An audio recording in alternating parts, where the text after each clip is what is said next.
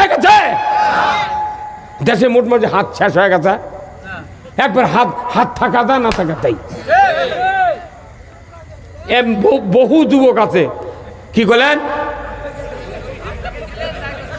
14টা মামলা, তোর বাপের আগে আমি গেছি।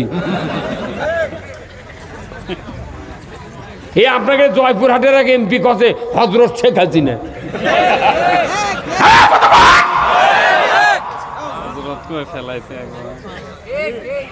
একটা মসজিদের ইমামের নামের আগে কোনদিন মোতাল্লিক হয়নি হযরত ইমাম সাহেব ভালো আছেন, এই কথা। আমাকে খালি বক্তার আগে লাগে, তাও আল্লাহর মর্জি আমার আগে লেখিনি, বাঁচে গেছি। অথচ দেখেন পাম দিতে দিতে তেল মারতে মারতে হযরত শেখ হাসিনা কত, হযরত শেখ হাসিনা কয়েক টিকপার পারলা। বিশ্ব নেতা, বিশ্ব নবী, সুলতানুল আম্বিয়া, আশরাফুল আম্বিয়া, যিনি হলেন পৃথিবীর শ্রেষ্ঠ বাবা, কথা ঠিক কিনা? তিনি হলেন শ্রেষ্ঠ স্বামী, শ্রেষ্ঠ রাখাল, শ্রেষ্ঠ নানা, শ্রেষ্ঠ যোদ্ধা, শ্রেষ্ঠ সেনাপতি। তিনি হলেন তামাম বিশ্বের একজন মডেল সফল রাষ্ট্রনায়ক। সবাই বললেন নাকি ঠিক? ওই যে বুড়া মানুষটাকে এখন একবার বলেন ঠিক। রাসূলকে সফল রাষ্ট্রনায়ক হিসেবে যদি মেনে নিতে না পারেন, আমার আপনার 99% কোনো আবাদত আল্লাহ কবুল করবে না। তো রসুলের নেতৃত্ব কি কবরের মধ্যে না দুনিয়ায়? তো দুনিয়া বাদ দিয়ে জাহান্নাম থেকে বাঁচা যাবে? হ্যাঁ, দুনিয়া বাদ দিয়ে কি জান্নাত যাওয়া যাবে? যাই পাগল তাই দুনিয়া বাদ দিবি। সবাই ঠিক করলে না গা? দুনিয়া বাদ দিলে যদি বাঁচা যায়, আলু লাগাবো না, ধান লাগাবো না, দেখি কেন ঘরত ভাত যায়। তার এই দুইজন ঠিক করলেন আপনি। এই দুনিয়া টোপার কাম বাজেনি, কুটুর কুটুর করার কাম বাজেনি। আল্লাহ কোরআনত কছে রব্বানা আতিনা ফিদ দুনিয়া হাসানা ওয়া ফিল আখিরাতি হাসানা ওয়া কিনা আযাবান। আগে আল্লাহর কাছে দুনিয়ার ভালাই চাওয়া লাগবে। যার দুনিয়ার কল্যাণ নাই, আখিরাতেও কল্যাণ নেই। এত বড় একটা বিশাল দুনিয়া আল্লাহ বানিয়ে দিয়েছে। আবার রসুল বলছেন আর দুনিয়া মাজেরাতুল আখিরা, দুনিয়া হলো আখিরাতের কৃষিক্ষেত্র।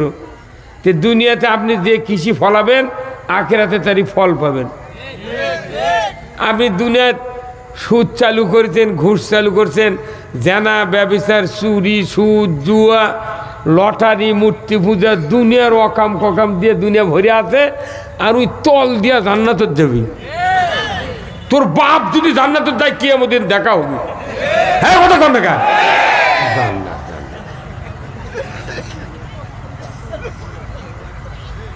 এই হুজুর জান্নাতের যাওয়া যাবে, দুনিয়া বাদ দেয়া।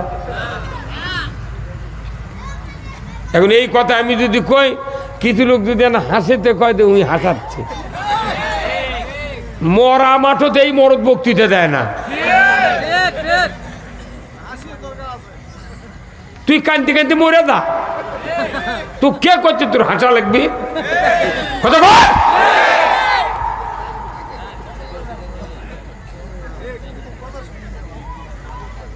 কোরআন পৃথিবীতে এসেছে কাউকে চাপা দিয়ে রাখার জন্য নয়। কোরআন এসেছে মানুষকে উচ্চ মর্যাদাশীল বানানোর জন্য। সেটা রাজনৈতিকভাবে হোক, বক্তৃতার ময়দানে হোক, মাদ্রাসা করে হোক, মসজিদ করে হোক, নেতৃত্ব দিয়ে হোক, পল্লী বিদ্যুতের সভাপতি হোক, হেডমাস্টার হোক, যাই যে সেক্টরে আছে, কোরআন যদি মানতে পারে আল্লাহ তার মর্যাদা বাড়ায় দেবে।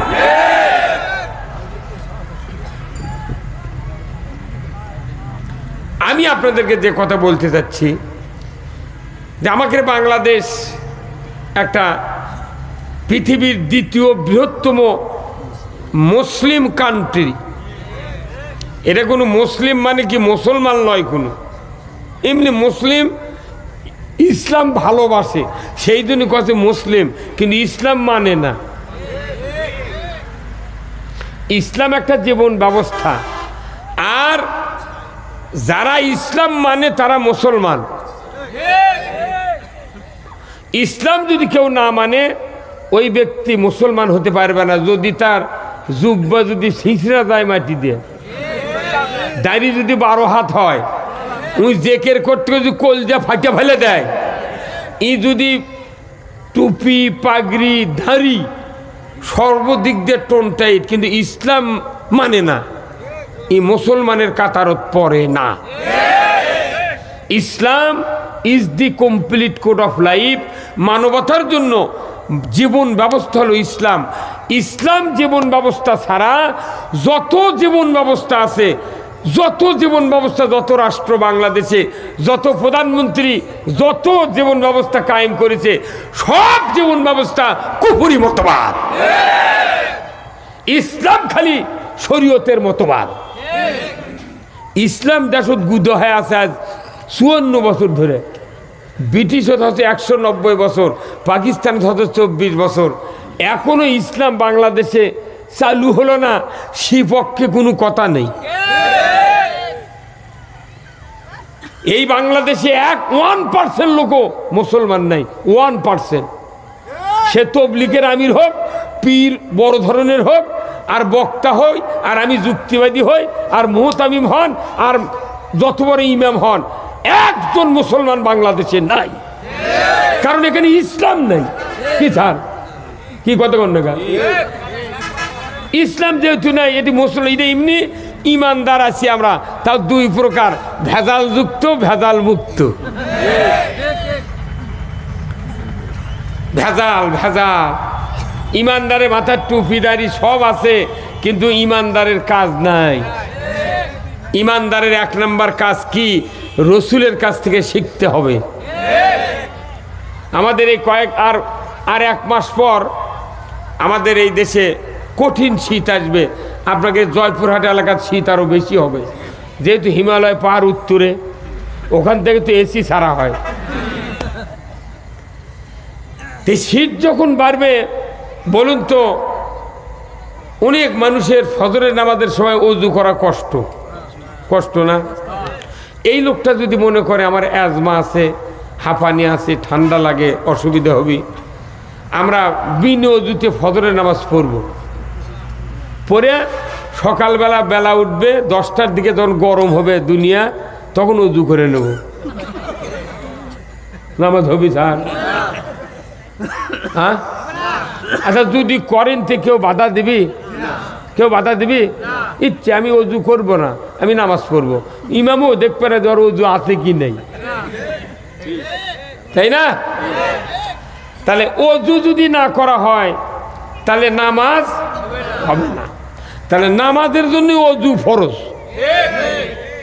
নামাজের জন্য ওযু ফরজ। এই জন্যে মানুষ সব বাদ দেখে ওযু করে।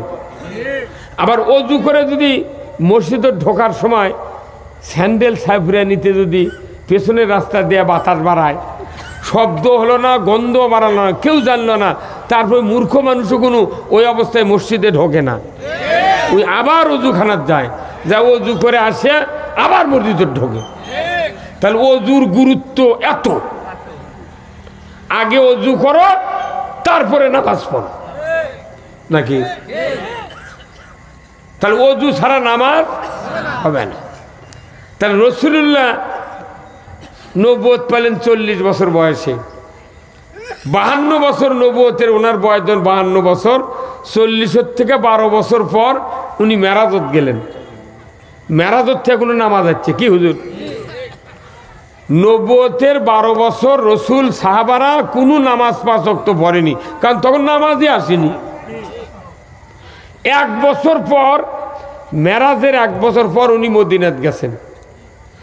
1 বছর যে মক্কা ছিলেন উনি এবং ওনার সাহাবিরা, 1 বছর ওনার নামাজ পড়ছেন কাবার দিকে। হ্যাঁ, তখন কাবার মধ্যে 360টা মূর্তি, 360টা মূর্তি কাবার ঘরের মধ্যে, নবী সাহাবীরা কাবার দেখায় নামাজ পড়ছে। রসুলের কি কষ্ট হয়নি? কতক্ষণ হযরত আয়েশা সিদ্দিকা বললেন, রসুল জিজ্ঞাসা করলেন, আয়েশা আমি খুব কষ্ট পাচ্ছি। কি কষ্ট? কয় আমার এই যে নামাজ পড়তেছি, কাবা ঘর আল্লাহর ঘর, তারই মধ্যে মূর্তি আছে বারে দেবতা, এগুলো সরানো যায় না, কি কর্ম কত? তখন আয়েশা সিদ্দিকা বলছে, হুজুর এখন এটা সরাবের গেলে সমস্যা, কারণ আপনার হাতে ক্ষমতা কি নাই, ক্ষমতা নেই। অযথা ওটি গেলে সরাবের গেলে গন্ডগোল হবে। আপনি চিন্তা করেন না, আপনি নামাজ পড়তে থাকেন, আল্লাহ হয়তো একটা ব্যবস্থা করে দিবি। উনি কষ্ট করে নামাজ পড়তে, আখিরি জামানার নবী, শ্রেষ্ঠ নবী নামাজ পড়তেছে। হিজরত করলেন 13 বছর, মক্কা থেকে হিজরত গেলেন মদিনায় যাওয়ার পর উনি মসজিদ বানাননি, আগে কোবা মসজিদ তৈরি করছেন, কিন্তু আগে মদিনার ইয়েসরিবে হাজির হয়ে উনি আগে ইসলামী রাষ্ট্র কায়েম করছেন। মাদ্রাসা লয়, খানকা লয়, দাড়ি লয়, টুপি লয়, জুব্বা লয়, দোকানপাট লয়, ব্যবসা বাণিজ্য, মাদ্রাসা কিচ্ছু নয়, আগে ইসলামী রাষ্ট্র কায়েম করতে হবে। কারণ কি, ইসলামী রাষ্ট্র যদি কায়েম করা না হয় তাহলে এই দেশে অন্যায়, অবিচার, জুলুম সবই চলবে। তাহলে আমি নামাজ পড়ে লাভ কি? আগে ইসলামী রাষ্ট্র কায়েম করছে। কারণ কি, অজু ছাড়া যেরকম নামাজ হয় না, ইসলামী রাষ্ট্র ছাড়া 99% ঈমান নিয়ে বাঁচা যায় না। এখন অজু দিনত করিচ্ছে আর ফজরের নামাজ পড়িচ্ছে রাত্রে। আর আমাকে দেখা হয়ে গেছে ওই সুন্নত যে অজু আগে করবো না, দিনে তখন গরম হবি তখন অজু করবো। কতক্ষণ টাকা? তাহলে আপনি যদি মনে করেন যে না, আগে মাদ্রাসা, মসজিদ, সভা সমিতি, জেকে রাজকার, দাড়ি, টুপি, জুব্বা, দেশ মোটাকে ফেরেশতা বানিয়ে তারপরে ইসলামী রাষ্ট্র যদি কিয়ামতের 4 দিন আগেও হয়, হে হুজুর কতক্ষণ টাকা আপনি দাঁতি লাগিয়েছেন? আপনি কিয়ামতের কয়দিন আগে? 4 দিন আগেও যদি হয় তাও ইসলামী রাষ্ট্র কায়েম কর্ম। এই নিয়ত থাকলে, এই নিয়ত কি ঠিক? এটা সিদ্ধান্ত কি ঠিক সিদ্ধান্ত? আপনি যখনই ইমানদার আছেন বাংলাদেশে, তখনই ইসলামী রাষ্ট্র কায়েম করতে হবে। ইসলাম কায়েম হলে আপনার জেল, জুলুম, খুন, গুম, হত্যা মামলা কোনো টেনশন থাকবে না। আগে ইসলামী রাষ্ট্র দরকার। নামাজ কায়েম করতে গেলে ইসলামের রাষ্ট্র দরকার, সুদ বন্ধ করতে গেলে ইসলামী রাষ্ট্র দরকার, পর্দা করতে গেলে ইসলামী রাষ্ট্র করা দরকার, চুরি বন্ধ করতে গেলে ইসলামী রাষ্ট্র দরকার। কোনো বক্তৃতা দিয়া জানা, ব্যভিচার, লটারি, চুরি বন্ধ করা যাবে না। তাহলে আমাকে সব বাদ দিয়ে আগে ইসলাম বিজয় করা লাগবে। কি সাহাবারা যুদ্ধ করে শহীদ হতে নামাজ পড়েনি, ফরজ গোসল দেয়নি, আল্লাহ তাক 4th আসমানে গোসল দিয়ে দিয়েছে হাউজে কাউসারের পানি দিয়ে। আর তুমি কি ইসলামী রাষ্ট্রের কায়েমের কোনো কথাই কবে না, তোমার টেনশনই নেই। আল্লাহ রসুলের একটা হাদিস আছে খুতবাতুল হাকামের ভেতরে, হচ্ছে ন্যায় সাধ্য অনুযায়ী ন্যায় কাজের আদেশ, অন্যায় কাজের বারণ করা। এই একটা চ্যাপ্টারে আছে আল্লাহ রসুলের হাদিস। আল্লাহ একদিন জিব্রাইলকে বলিচ্ছেন, হে জিব্রাইল অমুক একটা শহর যত, কেন? ওখানে যা দেখবে জেনা, ব্যবসার, চুরি, চামারি, ছিনতাই, হাইজাক, রাহাজানি, অন্যায়, খুন, লটারি দিয়া পুরো দেশ, ওই শহর গোটা একে ছায়া গেছে। তো তুমি যায় ওই শহরের মাটি নিচের তলাটা উপরে তুলে দিয়া আর উপরকারগুলো নিচে ঢুকে দাও, একজন যাতে বাঁচে না থাকে। জিবরাইল সালাম চলে গেছে, যায় ঘুরতে ঘুরতে দেখে হ্যাঁ সত্যি অন্যায় হচ্ছে, কিন্তু মাঝখানে একটা আল্লাহর দরবেশ বান্দা ওই তসবি হাতত লিয়া এতই মাখরাজ দিয়ে জিকির করছে, বুঝছেন? কইছে সুবহানাল্লাহ সুবহানাল্লাহ। জিবরাইল অনেকক্ষণ দেয় থেকে শুনিছে, ওটা বাপরে কি সুন্দর করে করছে, এটা তো আল্লাহর আবেদ বান্দা। সে জেকের বন্ধও করে না। জিবরাইল অনেকক্ষণ দেরি করে চিন্তা করছে, আল্লাহ এরা না হয় অকাম কুকম করলো, এই লোকটা তো ভালো লোক। হুজুর কথা কর না গা, এই লোক কি কুত্তাক সেই কয় না, সুদারু মদারু জুয়াসুর বদমাইশ ডাকাত বেনামাজি মামলা ওর ঘরত দিচ্ছে, তাও কিছু কয় না। কথা কয়। এখন এই লোকটা জেকেরই থামায় না। জিবরাইল চিন্তা করছে, না ওরা করছে অকাম, তাহলে এই ভালো মানুষ কি পোল্টে দেওয়া ঠিক হবে? জিবরাইল সালাম চলে গেছে। আল্লাহ কোথায় জিবরাইল আলুকে তুই কোথায়, আল্লাহ এই জন্য আনো, আপনি তো কতদিন পোল্টে দেওয়ার কথা, কিন্তু এই লোকটা যে এত ভালো, মুহূর্তে আপনাকে ভোলে না আল্লাহ, এই লোকটা কেমন করে পোল্টে মাটির নিচে দিই। তখন আল্লাহ করছে, শোন তুই কি আমার থেকে বেশি বুঝিস? কোথা ক্যা বেশি বসবো ক্যা, কোথায় না তুই তোকে কোথায় পোল্টে দেবে, তুই ঘুরে এলো। তখন আল্লাহ জিবরাইল করছে, আচ্ছা যাচ্ছি, আবার যাবো। সে শোন, যাচ্ছি তো শোন, যে লোকটার সামনে এত অন্যায় অবিচার হচ্ছে, নিষেধ করা তো দূরের কথা, ওই অন্যায়গুলো দেখে আর চেহারারও পরিবর্তন হয় না। অতএব এত ভালো মানুষ আমার লাগবে না, ও কি আগে তলে দেব, তারই উপরে কুরুক দেব। আল্লাহু আকবার। তাহলে আমরা রাজনীতি করি, আমরা বক্তৃতা করি, আমরা ইসলাম কায়েমের কাজ করি, আমরা খারাপ। আর যারা ঘরের মধ্যে বসে কুটুর কুটু করছে, আল্লাহ আল্লাহ করছে, জেগের করছে, খালি খায়া খায়া ঘাড় মোটা করছে, ওরা বোধহয় ফেরেশতা নাকি? বেটা কিয়ামত দিন দেখা যাবি তুই কোন কাতারত থাকিস।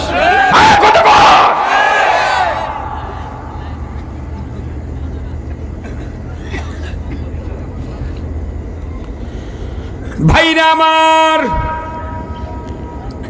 কোরআনুল কারীম আল্লাহ রাব্বুল আলামিন নাজিল করেছেন মানুষের দুনিয়ার শান্তি, আখিরাতের মুক্তির জন্য। তাম পৃথিবীতে যতগুলি রাষ্ট্র আছে, যতগুলি রাজনৈতিক দল আছে, কারো কাছে কোরআনের চেয়ে ভালো কোনো কিতাব, কোনো গাইড বুক, কোনো সংবিধান লেখার বুক, কোনো রকমের ধর্মীয় কিতাব কোরআনের চেয়ে এমন কোনো দামি কিতাব পৃথিবীর কোনো রাজনৈতিক দলের কাছে, কোনো দেশের কাছে না। আছে স্যার, আছে। এত বড় দামি কিতাব আমাদের কাছে আছে, অথচ দামি কিতাবটি কিতাব আকারে আলমারিতে আছে, মাদ্রাসায় আছে, মসজিদে আছে, খানকায় আছে, মানুষের বাড়িতে বাড়িতে আছে। এত বড় দামি কিতাব থাকার পরেও এই দেশে শান্তি মেলে না। এর একমাত্র কারণ হলো এই কোরআন যিনি পাঠিয়েছেন তার নাম কি? এই কোরআনে কয় দল আছে? এক দল। এই কোরআনে আছে দুই দল। দুই কোন আল্লাহু আকবার।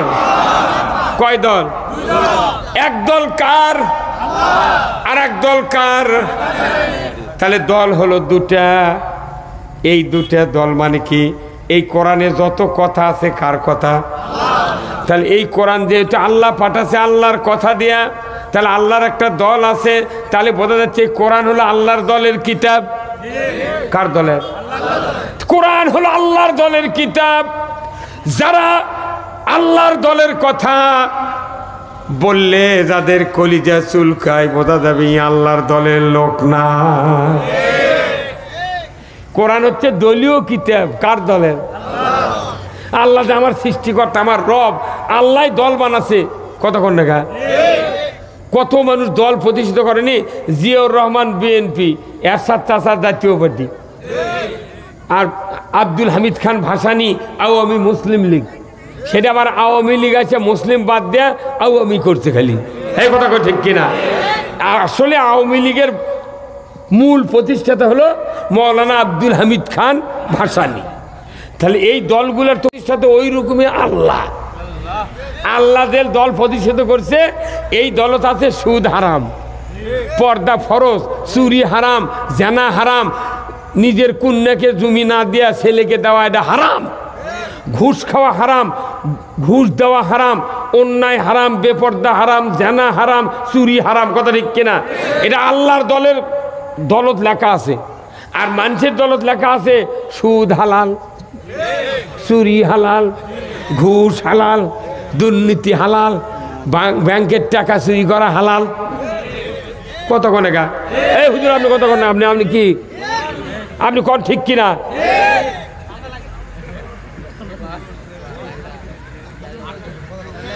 এই কথাগুলো যদি মসজিদের ইমামরা যদি জুম্মত বুঝাবেন না পারেন, আমরা মাথা ফাটা ফেলে দিল, ইসলাম এই দেশত কায়েম হবে না।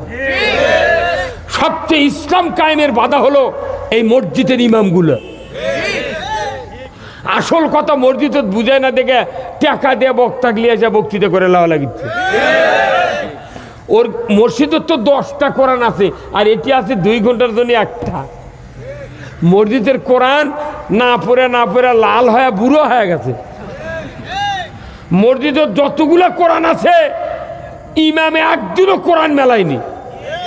আবার যে খুতবা আছে ওই খুতবারও মানে মুসল্লিদেরকে শুনাইনি। তাহলে আমরা এটি আছে বক্তৃতা আসল কথা করছি, তখন মোট মুসল্লি করছে হুজুর এগুলো বানিয়ে বানিয়ে করছে। আমাদের মসজিদত কি আল্লাহওয়ালা লোক নামাজ পড়ায়, একটা দিন এগুলো কথা কয় না, তাহলে তোমরা এগুলো পাইলে কোনটি? কি এই কোরআনে মানুষের মাথার থেকে পা পর্যন্ত যতগুলি অঙ্গ আছে প্রত্যেকটা অঙ্গের নামে আল্লাহ আয়াত নাযিল করছে। এই যতগুলো অঙ্গ আমাদের দেহে আছে প্রত্যেকটা অঙ্গের ভিতরে 2টা অঙ্গের এত দাম। এই 2 অঙ্গ ঠিক, দুনিয়া ঠিক। 2 অঙ্গ যদি খারাপ হয় দুনিয়া খারাপ। কার কথা? সেই অঙ্গ 2টার নাম কি? হ্যাঁ ওটা ওটা তো ওটার জন্য দুনিয়া কিছু হয় না।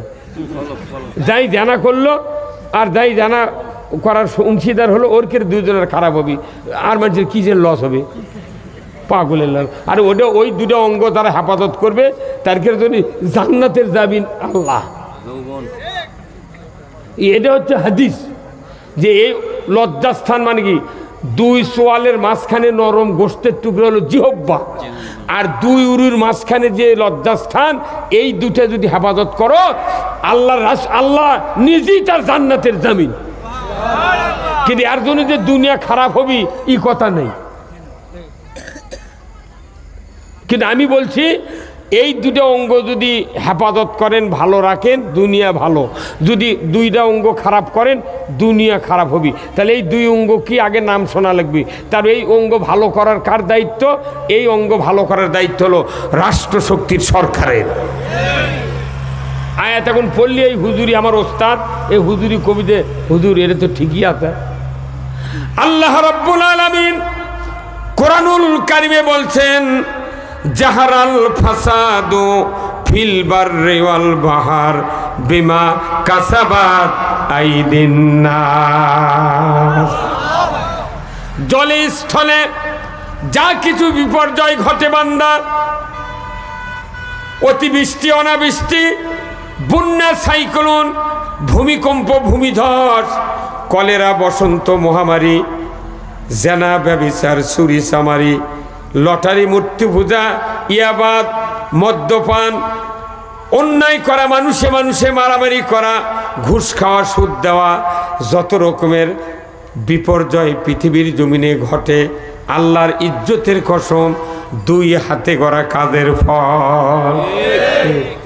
হুজুর আপনি এদিকে আগে বসেন তো, আপনাকে দেখা পাচ্ছে না, আপনি জোরে কবেন ঠিক। তাহলে হাত হলো সবচেয়ে দামি আবাদত। এই হাত যদি ভালো করা যায় পৃথিবী ভালো। আল্লাহু আকবার। হাত যদি ভালো না হয় পৃথিবী ভালো হবে না। এই যে গত 16 বছর এই হাতের মোট কাম বন্ধ ছিল। কতক্ষণ আগে এই হাত দিয়ে যদি হাসিনা সরকার ভোট দিবার দিল হয়নি, উনি একদিনও ক্ষমতার থেকে পারলেন। মারামারি নাই, যুদ্ধ নাই, গোলাগুলি নাই, কিচ্ছু নেই। খালি হাতের কাম যদি করবে দিল হনি, বাঁ হাতত ব্যালট, ডান হাতত ছিল, 3 দিকে সালাই, 1 দিকে দুয়ার, খালি ঢুকিয়া দা না কিল মারবি ওই ব্যালটের মার্কার উপর, 5টার সময় সব কুবা গায়। তাহলে হাত দিয়ে হাতের প্রথম কাজ হলো দেশ ভালো করা। তা ওরা জানে যে হাতের কাম যদি বন্ধ না করা হয় আমরা ক্ষমতার থাকিতে পারিব না। সেই দিনে ওরা ভোট তুলে দিয়ে 154 জন এমপি 14 সালে বিনে ভোটে ফার্স্ট ক্লাস। কথা কি? তাহলে হাত, এই হাতটাতে বন্ধ করে থুছিল। আপনারা মিছিল করছেন? ওই জামাত যা, ওই বিএনপি যা মিছিল করে মরা লেগেছে। একটা হুজুর গেছে? দেশে মোটমাট হাত শেষ হয়ে গেছে। একবার হাত হাত থাকা দা না থাকা তাই। বহু যুবক আছে, কি বলেন, 14টা মামলা। তোর বাপের আগে আমি গেছি। এই আপনাকে জয়পুরহাটের আগে এমপি কছে হযরত শেখ হাসিনা।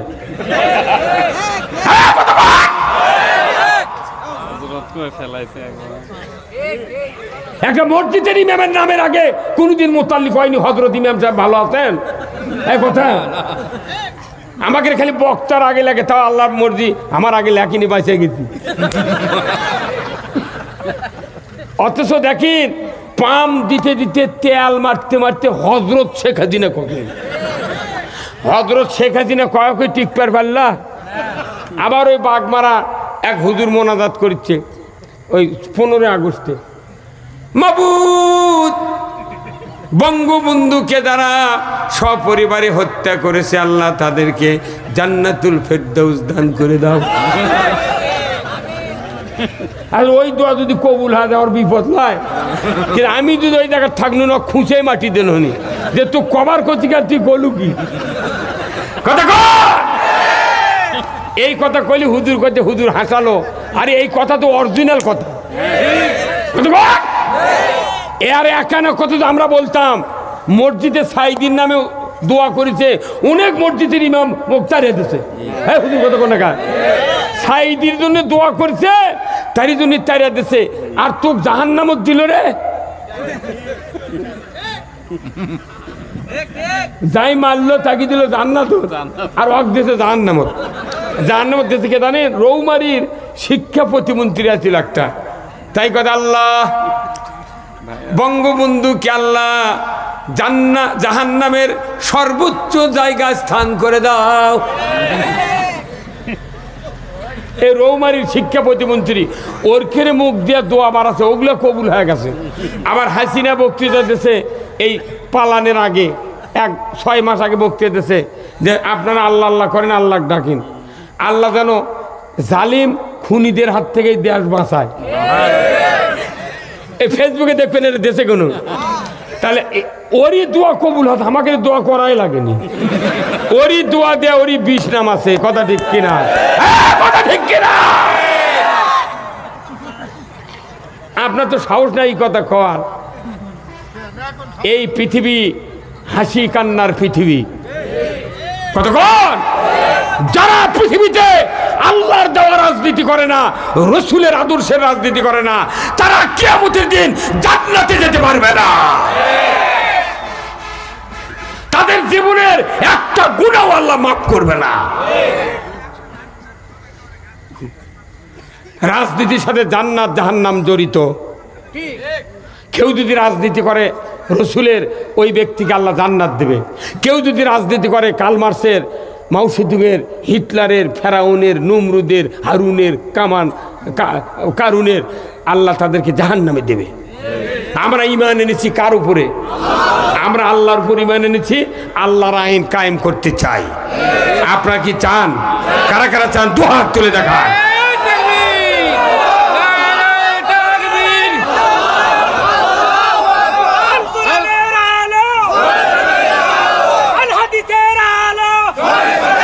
এই সংসদে আলো কোন ঘরে ঘরে হবে না, আল কোরআনের আলো সংসদে যাব।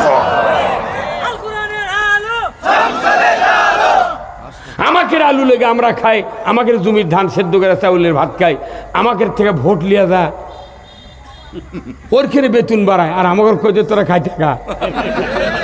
হাই রে চোর চারটালে দেশ রে। কি আপনি দেশের মানুষের চিন্তা যদি না করে খালি ধর্মেরই চিন্তা করেন, তাহলে এটা ভালো আবাদত নয়। আলু আলা, আলু লাগানে কৃষক, শ্রমিক, হাঁসওয়ালা, গরুওয়ালা, গাবিওয়ালা, রিক্সাওয়ালা, ভ্যানওয়ালা, তারপরে কামলা, কুর্সি, এগুলা লোক খালি ভোট দেয়।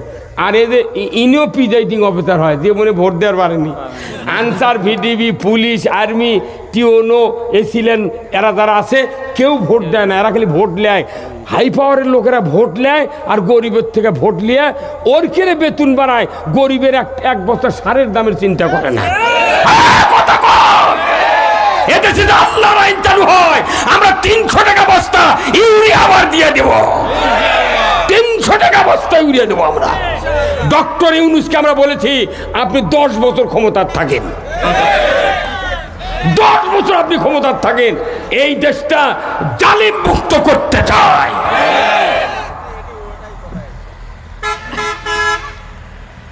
মানুষ খেটে খেটে মরে যায়, দিন যায় না, ভাত পায় না দেখে টাউন বন্দরে, তারপর রিক্সা, ভ্যান, অটো রিক্সা, অটো, তারপরে কি ইজি বাইক, তারপরে লসিমন, করিমন, ভটভটি দিয়ে পুরো টাউন যানজটের পুরো জাম। এর কারণ কি জানেন? এত যানবাহন কেন হলো? কারণ হলো যে মানুষের কর্মসংস্থানের যা আয় তার চেয়ে ব্যয় বেশি। এখন মানুষের নাগালের বাইরে পেঁয়াজ 100 টাকা, আলু 100 টাকা, সার 1300 টাকা বস্তা, 2000 টাকা টিউনিশিয়া আমি কিনে এই আজকে সর্ষে বুনেছি, আমি 1 বিঘা 18 কাঠা সর্ষে আজকে বুনেছি, ড্যাপ দিয়ে এগুলো দিয়ে এত দাম।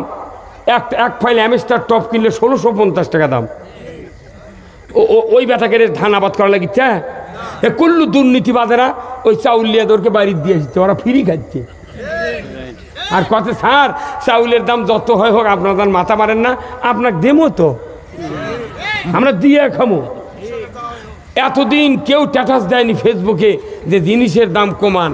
আমি একজনক বলে ভাই এই স্ট্যাটাস তুই দিলু, তোর নাম তুই ফেসবুকে দেখিচ্ছি, কৃষক দিছু, তুই কি চাকরি করিস? কোথায়? আমি সরকারি চাকরি করি। তুই এতদিন তুই দিলু না স্ট্যাটাস, আজ দিছু কে? ও তোর ইনকাম বন্ধ হয়ে গেছে, এতদিন চলিছু ঘুষের টাকা দেয়া, সেদিনে দাম বাড়িছে তুই কিছু করিস নি, এখন তোকে ঘুষ বন্ধ আছে, এখন তবিলত হাত পরে থেকে মাথা মারুচ্ছু, তোকে না খিলে থমতো। তুই 1 মাসের বেতন দিয়া 20 বছরের চাউল কিনছু, কথা ঠিক কিনা? ওরা টাকার পাহাড় করে আর মাদ্রাসার হুজুররা ভিক্ষা করে তোর বাপের জানাজা করে।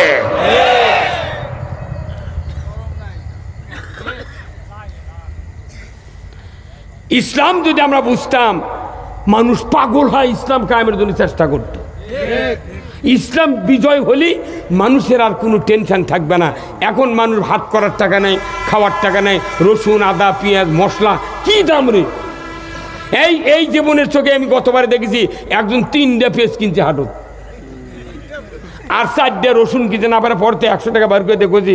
তাও আমি মনে করবা তোমার বাড়ি করতে দাম গাড়া, হুজুর তুমি 3টা করছে, হুজুর টাকা নেই, হুজুর না পারে 100 টাকা দেন, করছে হুজুর এই টাকা দিয়ে আমি আজ জানা মাছ কিনবো।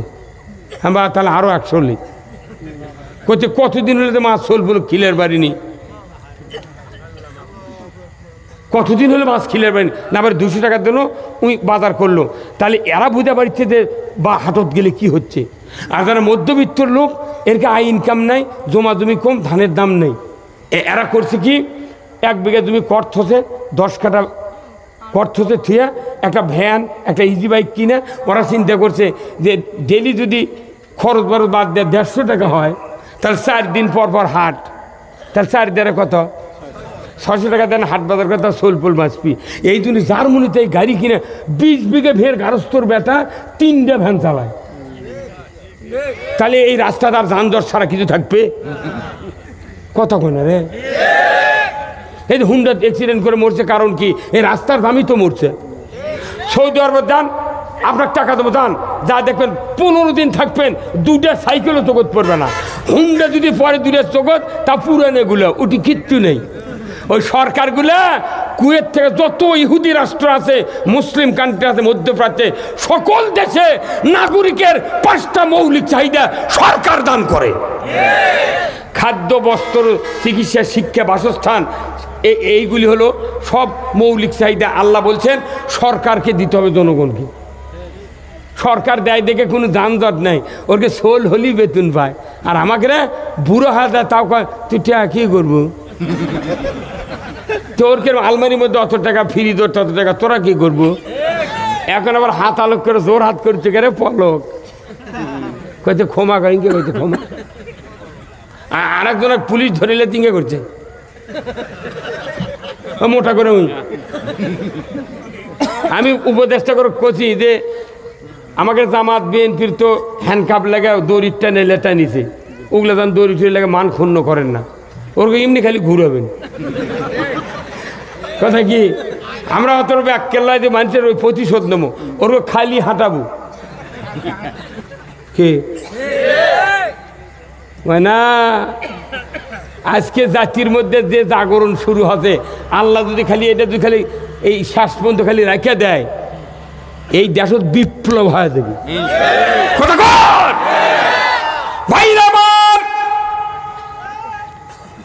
ওহুদের যুদ্ধে আল্লাহর নবী যুদ্ধের ময়দানে 1000 সাহাবী নিয়ে গেলেন, কাফেরেরা 3000। যুদ্ধ শুরু হয়ে যাচ্ছে, এমন সময় মদিনার একজন কাট্টা কাফের যুদ্ধ দেখার জন্যে ওহুদের প্রান্তরে হাজির হয়ে গেছে। আমাকে এই গাঁৱত যদি মারামারি হয় 2 গ্রুপে, অবশ্যই কিছু লোক আছে দাঁড়িয়ে থেকে দেখে না ভাই, দিব্যি দেখিচ্ছে মারামারি হচ্ছে, তুই দেখিচ্ছে, ওর ওই দেখায় আনন্দ।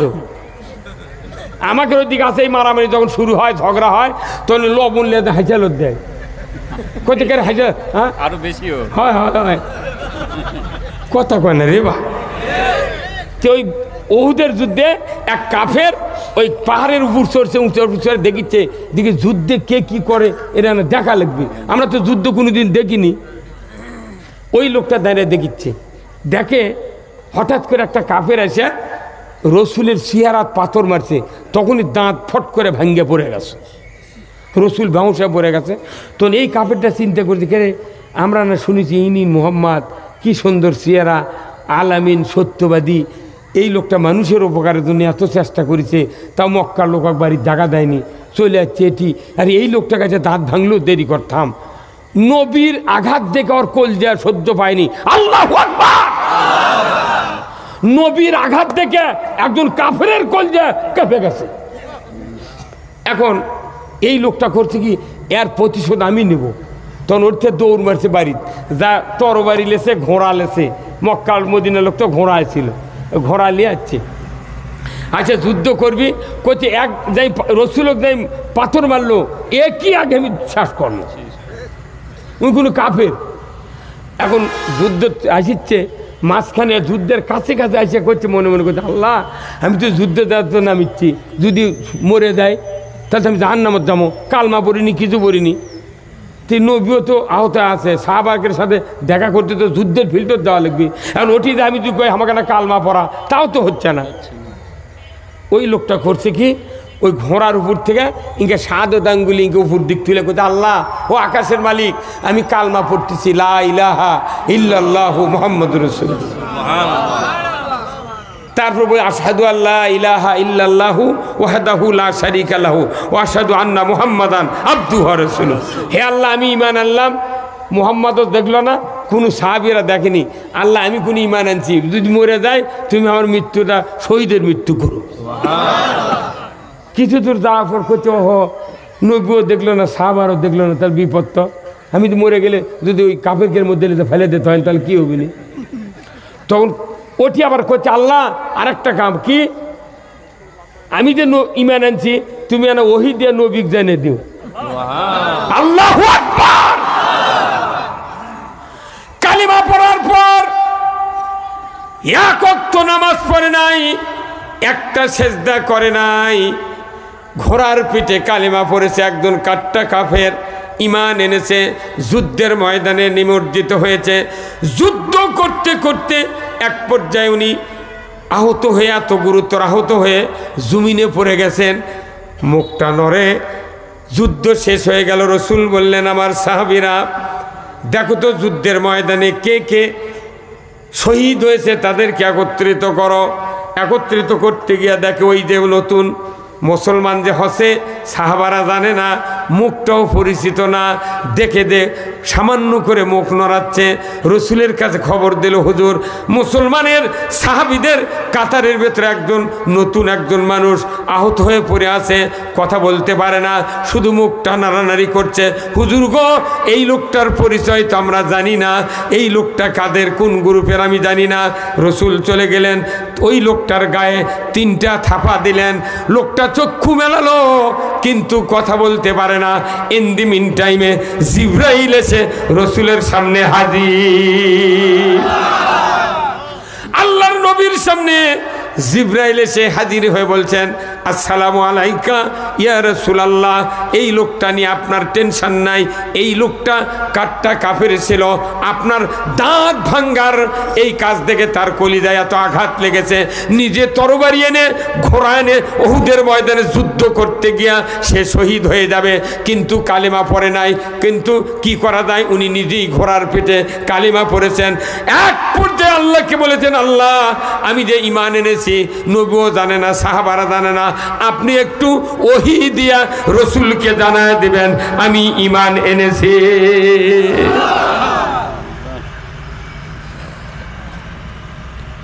আমি সেই খবর দেবে যাচ্ছি, ইয়া রাসূলুল্লাহ।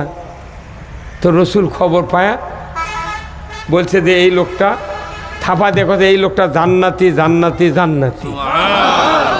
একটা সেজদা দেয়নি, একটা সেজদা দেয়নি, তাই জান্নাতি। আর 70 বছরের জুম্মার নামাজ পড়ে ইসলাম কায়েমের কথা বলে চোখ বড় বড় করে, ইমামক ঠাসে ধরবে চায়। আমাকে বেতন খায়, তুই এগুলো করবো? আবার একদল করছে না, ভোটই দেওয়া হবে না। কি কথা রে! আর ওই কাফের ইমানে নে একটা সেজদা জীবনে দেয়নি, জান্নাতে চলে গেল। কথা ঠিক কিনা? আমরা এদেশের সবাইকে নিয়ে ইসলাম কায়েম করতে চাই। ইসলাম কায়েমের কাজ সবচেয়ে সবচেয়ে দামি আবাদত। এত বড় দামি আবাদত পৃথিবীর কোথাও নাই। কারণ আল্লাহ তাআলা কোরআনে বলছেন, ইন্নাল্লাহা ইউহিব্বুল্লাযীনা ইউকাতিলুনা ফী সাবিলিহি সাফফান কাআন্নাহুম বুনিয়ানুম মারসুস। সূরা সফ 4 নম্বর আয়াত আল্লাহ বলেছেন, নিশ্চয় আমি আল্লাহ ওই ব্যক্তিদেরকে সবচেয়ে বেশি ভালোবাসি যারা সীসা ঢালা প্রাচীরের ন্যায় ঐক্যবদ্ধ হয়ে আমার জমিনে আমার বিধান আমার আইন কায়েমের আন্দোলন করে, চেষ্টা করে, রাজনীতি করে। এই লোকেদেরকে আমি রব্বুল আলামিন সবচেয়ে বেশি ভালোবাসি। যাদেরকে আল্লাহ ভালোবাসে তাদেরকে দুনিয়ার সরকার ফাঁসি দেয়। কথা কন না? যাদেরকে আল্লাহ বেশি ভালোবাসে তাদেরকে মামলা দেয়। তখন লোকেরা কয়, না বা সাই দিব, এগুলো করছিল খালি মরিয়া দেখ, পাতালে বাঙ্গি ভাটবি। বাঙ্গি তো পাতে খারাপ হবে, আর ইসলামের বিরোধিতা করলে বাঙ্গি ফাটবি পাতাল দিকে। কোরআনুল কারীম সূরা মুহাম্মাদের 1 নম্বর আয়াত আমার আল্লাহ বলেছেন, এখানে অনেক হাফেজ সাহেব আছেন, আগামীকাল নয় আজকেই রাতে গিয়ে পড়ে দেখবেন। আমার আল্লাহ বলেছেন, আল্লাযীনা কাফারু ওয়া সাদ্দু আন সাবিলিল্লাহ আ'দাল্লা আমালাহুম। যারা অবিশ্বাসী, কোরআনের আইন অবিশ্বাস করে, সুদ হারাম অবিশ্বাস করে, পর্দা ফরজ অবিশ্বাস করে, জিনা হারাম অবিশ্বাস করে, দুনিয়ার জমিনে অন্যায় যত চলে কোনো তার বিরুদ্ধে কোনো পরিকল্পনা করে না, কথাও বলে না, আন্দোলন করে না, অথচ তারা নেক আমল করে, শুধু নেক আমল করেই ক্ষান্ত হয় না। যারা এই অন্যায়গুলি উৎখাত করার জন্য রাজনীতি করে, অর্থনীতি করে, যারা আন্দোলন করে, তাদেরকে বাধা দেয় শক্তি দিয়া, হাত দিয়া, মামলা দিয়া, জেল দিয়া, জুলুম দিয়া। কথা ঠিক কিনা? এদেরকে বাধা দেয়।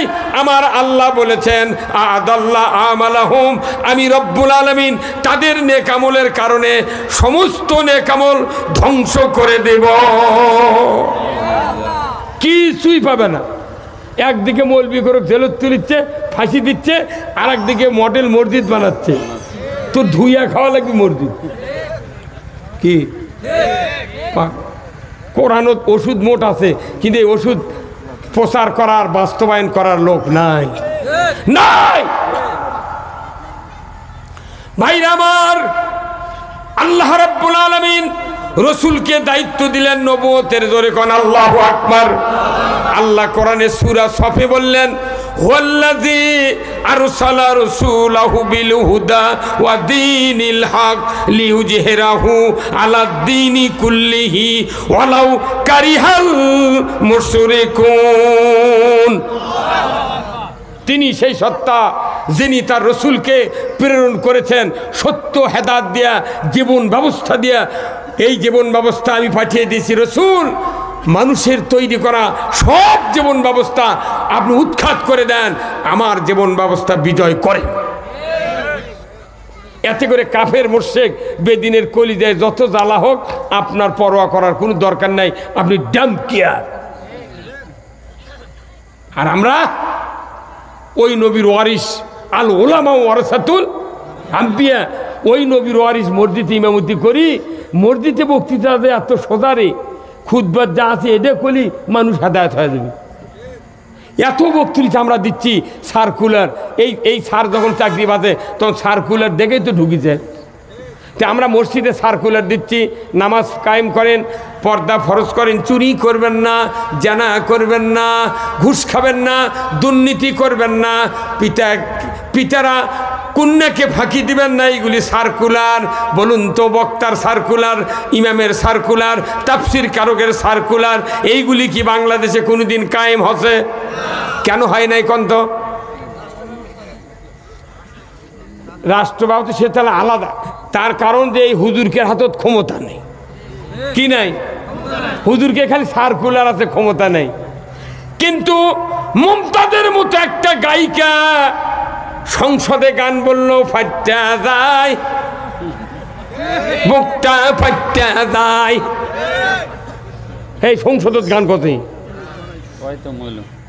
দীপুমণি শিক্ষামন্ত্রী উনি বললেন, বাংলাদেশে বহু ধর্মের জাতের বাস, সকল ধর্মের লোক সকল ধর্ম জানতে হবে। মুসলমানের ধর্মের ভেতরে হিন্দুর দেবদেবীর ছবি দাও, হিন্দুকে বই পুস্তকের মধ্যে মুসলমানের মনীষীদের নাম দাও। হঠাৎ করে দীপুমণি সংসদে বলল, অনেক দিন হলে লেখাপড়া হচ্ছে প্রাইমারিতে, কিন্তু মানুষ আলু ভর্তা বানায়, লবণ কম হয় কেন? অতএব আলু ভর্তা বানান শিখাতে হবে। আবার বলতেছে অনেক মানুষ লাফালাফি করে, কিন্তু ব্যাং একটা মখলুকাত নমরুদের আগুন প্রস্রাব করে ভিজিয়ে দিতে চেয়েছিল। যে নমরুদের আগুনটাকে ভিজিয়ে দিয়ে ইব্রাহিম আলাইহিস সালামকে বাঁচাতে চেয়েছিল, ওই ব্যাঙ্গের মতো লাফান এই ছাত্রদেরকে শিখান দরকার। আর একজন কথা ওই দিন যে অনেক দিন হলে দেশের সাইকেল চলে, সবাই তো সাইকেল চালাবে, চালে না, জানে না। তাই প্রাইমারির ছাত্রকে যদি সাইকেল চালানোর ট্রেনিং দেয়, একজন সাইকেলের ড্রাইভার থাকবে, সবাই ড্রাইভার। সেই দিন প্রাইমারি মাস্টাররা ত্রিং ত্রিং সাইকেল চালাও, আবার ব্যাঙ্গের মতো কাউ বে কেরে কথা কন না। তাহলে এত বড় বাজে কাম সংসদে বক্তৃতাতে সার্কুলার দেশে। বলেন তো, এই সার্কুলার কি বাংলাদেশে কায়েম হয়নি? কারণ কি, এই বাজে কামের সার্কুলার দেশে ক্ষমতা আছে বিদায় এটা কায়েম হচ্ছে। আর কোরআনের কথা আমরা বলি, মসজিদের ইমামরা বলি, হাতে ক্ষমতা নাই দেখে কিয়ামত 1200 বার হবি, কিন্তু কোনোদিন কায়েম। তাহলে সব বাদ আগে হাতে কি লাগতে হবে? হে ক্ষমতা। এখন অনেকেই করছে ক্ষমতার কথা, কোনটি পালু তোরা? আচ্ছা দেখেন কোনটি হাতে, দেখেন ভাইরা আমার। মক্কাতে জেল জুলুম, মারামারি, হত্যা, রাহাজানি, নির্যাতন, নিষ্পেষণের চোটে সাহাবারা অস্থির। হঠাৎ করে রসুল বললেন, আমি এখন নিরিবিলি যা কাবার মাথাবে থাকবো। একটা কম্বল নিলেন, বগলের তলে দিলেন, কাছে আরাম ফরমাচ্ছেন কাবা ঘরের ছায়ার ভেতরে। হঠাৎ করে খাব্বাব রাদিয়াল্লাহু তাআলা আনহু রসুলের সামনে হাজির। আসসালামু আলাইকা ইয়া রাসূলুল্লাহ, হুজুর মাতা নাসরুল্লাহ, আল্লাহর সাহায্য কি আসবে না? রসুল সোজা হয়ে বললেন, কি হয়েছে খাব্বাব? তো নির্যাতন সহ্য হয় না, আপনি কি দোয়া করবেন না?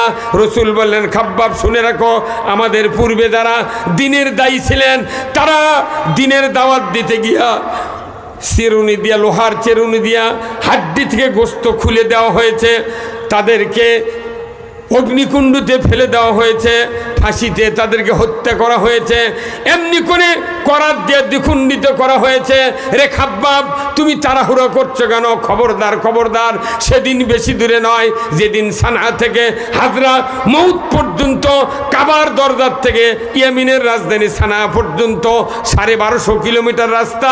একটা ষোড়শী যুবতী সোনার অলংকার পরিহিত অবস্থায়, যৌবনের লাবণ্যতা নিয়া একা একা রাতের অন্ধকারে পথ চলবে।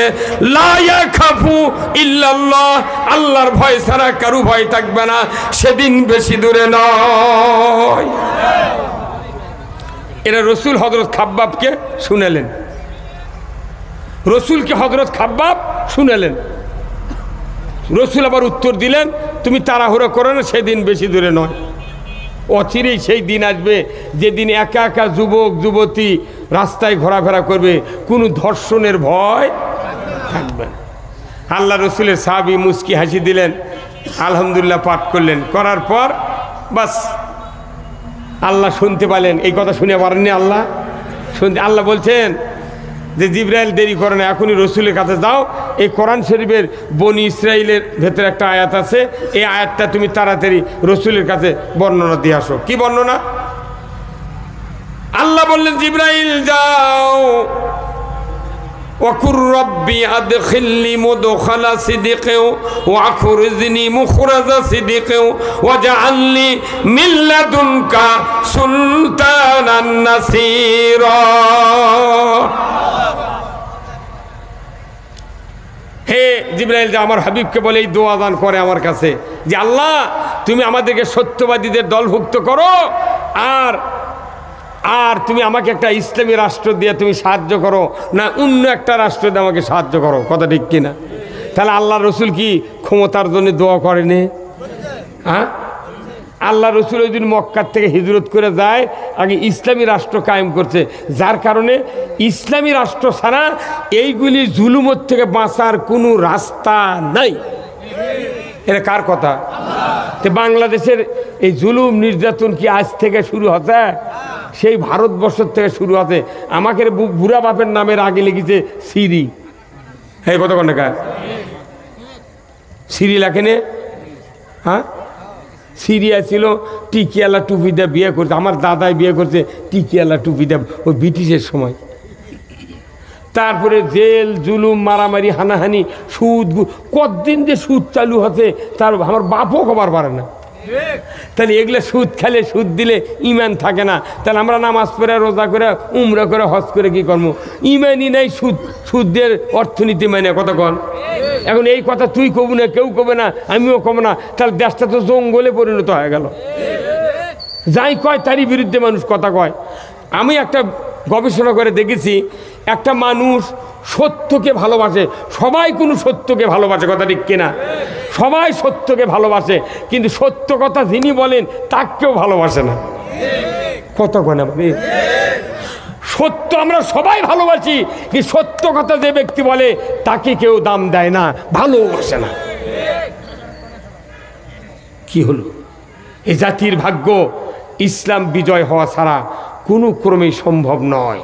আমরা যদি পিছু টান দিই আজ থেকে, দেখবেন এই দেশটা যদি আগামীতে ইসলামের দিকে 75% এগিয়ে না নিতে পারি, কারু পিঠের চামড়া থাকবে না। মসজিদ তো আরও বাড়তিছে, মসজিদ বাড়তিছে, মাদ্রাসা বাড়তিছে, কথা ঠিক কিনা? একদল মসজিদ কায়েম করছে, আর একদল মাদ্রাসা কায়েম করছে, আর মধ্যে সময় ইসলাম গুদ্ধ হয়ে যাচ্ছে। আর ইসলাম যদি বিজয় করা যায়, মসজিদও টিকে থাকবে, মাদ্রাসাও টিকে থাকবে। এই হাফিজে মাদ্রাসা, কওমি মাদ্রাসাগুলা সব সরকারি হয়ে যাবে। আর ইসলাম যদি বিজয় থাকে, সুদ, ঘুষ, জানা, ব্যবচার মোট বন্ধ হয়ে যাবে, দেশ পানি হয়ে যাবে। তোর মানে এগুলো করে লাভ কি? দেশত ইসলাম বিজয় নাই, মাদ্রাসার হুজুররা হয় টায়ার টিউব ছাড়া সাইকেল দিয়ে ধান আদায় করে করে মরে গেল রে। আমারও ঠিক মাদ্রাসার হুজুররা ছাত্র কথায় শোন, টিউব কেনার টাকা নেই, তুই টায়ার দুটে তোল, এক টায়ারের মধ্যে আরেক টায়ার ক্যানভাস কাটে ওর মধ্যে ঢুকে ওই টায়ারের মধ্যে তুলে পেলে দেখি যে আমি যাচ্ছি আমার শ্বশুর বাড়ি ঢুন্ডাইলে, দেখি যে ছোল ফুল তিনটে, একজন পেলা দিচ্ছে, একজন হ্যান্ডেল ধরছে, আর একজন বস্তা ধরে পেলা দিচ্ছে। তাই আমি ভাই তোরা গাও ঘেমে গেছে, করছে হুজুর সেই সকালে কোল দিকে গোটা গাঁও ঘুরিছে হুজুর, এখন পর্যন্ত কিছু খাওয়া নেই না। আমি 50 টাকা দিয়ে কোনো বা ওই গোয়াল গিয়ে বাজার থেকে রুটি পানি টানি খায়, তুই আগে বাঁচ রে, তুই ধান কি করবো? ওই মাদ্রাসাতে আবার আমাকে বানাচ্ছে বক্তা, যা ওই মাদ্রাসার ওই দায়িত্ব আছে মোহতামি অক্ষণ হুজুর আপনার বাড়ির কি শোল আছে আছে, তা আপনার বেড়া কেন এই সাইকেল টিউব ছাড়া সাইকেলটা 2-1 দিন পেল বের দিয়ে বেড়াবেন তো, আপনার মুখর ধাঁতার বাড়বি আপনার বউ, পড়ার বেড়াতে গাওয়াত লাগে না। যে মাদ্রাসার ছাত্রের পায়ের নিচে রহমতের ফেরেশতা পাখা বিছিয়ে দেয়, তাদেরকে দিয়ে ভিক্ষা করে মাদ্রাসার মূল বিমানে এই গরু সুরখের জানাজা করে নিচ্ছে। একটা মানুষের বেটার জানাজা করার বুদ্ধি নাই এই গরিব মানুষের বেটা ছাড়া। কি আশ্চর্য, তারাবি পড়বি কে না এরা, কুরবানি জব করবি কে এরা, তারপরে বিয়ে পড়াবি কে এরা, মুঠ এরা করবি, আর এর কেরই বেতন নেই। ওই জন্য আমার এলাকাতে আমি বিয়ে পড়ান বাদ দিছি, জানাজাও বাদ দিছি, তুর্কের জানাজাই মরদ করবে না। তোর সারাদিন গাইলেবু আবার জানাজা করে নেবু, খালি যদি জোর করে খাড়া করে দিস আল্লাহ একবার খালি হাত বেঁধে থাকবো, মুখ লড়ামো, একটা দোয়া কমো না, ফাটা বাটাম।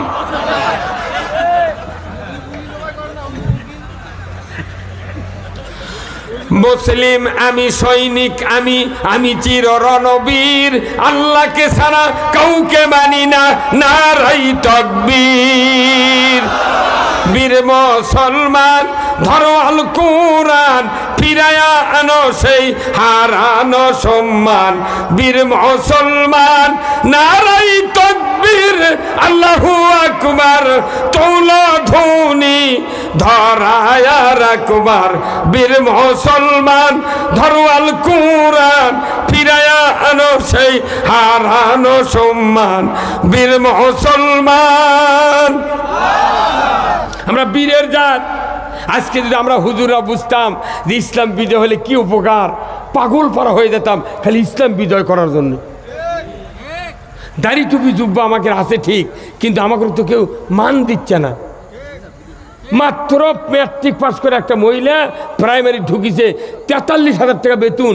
উই যতদিন বাঁচবি হাফ বেতন পাবি, তারপরে মরে যাবি, ওর সোলপোল থাকলে তাও বেতন পাবি। আর মসজিদের ইমাম বয়স বারে বেতন কমে, দাঁত পরে গেলে কয় হুজুর আপনি জানান আসেন না, কথা বোঝা যায় না। কি আর প্রাইমারি মাস্টারে বলে 75 বছরের হারুয়া বেতন পায়, হাড্ডি বেতন। প্রাইমারি মাস্টার যদি মরার আগে ডাক্তার লিখে করে থুয়ে দেয়, ওই বউ শোনায় সোহাগা।